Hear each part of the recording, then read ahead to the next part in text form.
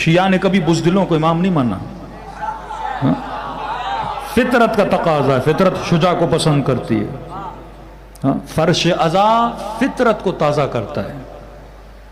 ہر مسلمان کی فطرت ہے ظالم سے نفرت کرنا، مظلوم کی حمایت کرنا، یہ فطرت کے اندر، یہ سکھانے والی چیزیں نہیں ہیں.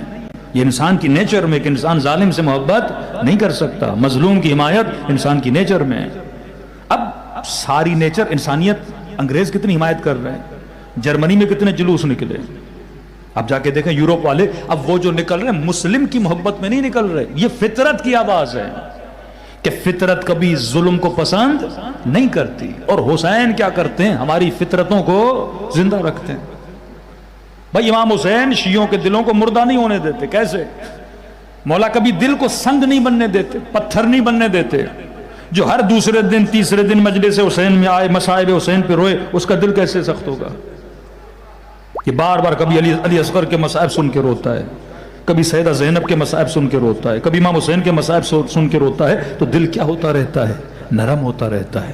اور جس کا دل نرم ہو کیسے ممکن ہے وہ کسی مظلوم کے لیے آواز کو بلند نہ کرے؟ تو کربلا نے ہمیں کیا بنایا؟ بہادر بنایا. میں نے کہا تو بہادر لیڈر نہ پیدا کر سکا کیونکہ تمہارے پاس آئیڈیالوجی آف ابا عبداللہ الحسین نہیں تھی. یمن کے مسلمان، آپ ان کی جسامت دیکھیں گے، دبلی سی، پتلی سی، پھٹے ہوئے جوتے، سوویت یونین کے زمانے کی کلیشنکوف ہیں.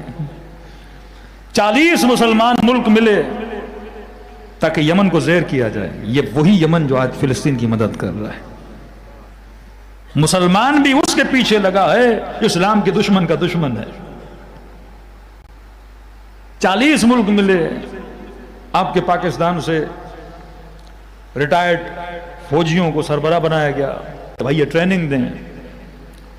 تو اسلام آباد میں ہم کہیں بیٹھے تھے، کسی ریٹائر فوجا کوئی جنرل صاحب تھے. تو ہم نے کہا کہ سب کچھ کیا انہوں نے، جنگ نہیں جیت پائے.